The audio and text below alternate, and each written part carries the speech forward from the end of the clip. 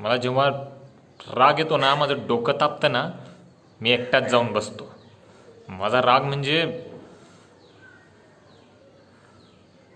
का?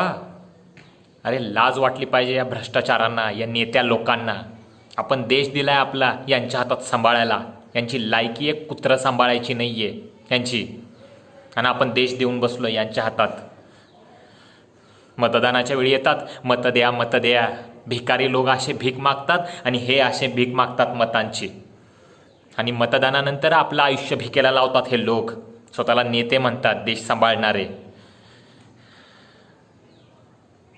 खरं तर चुकी त्यांची नाही हो, चुकी आपली आहे. 500, 1000, 5000 रुपयासाठी आपण आपली मतं विकतो आणि आपलं आयुष्य धंद्याला लावून घेतो आपण. चुकी त्यांची नाही आहे.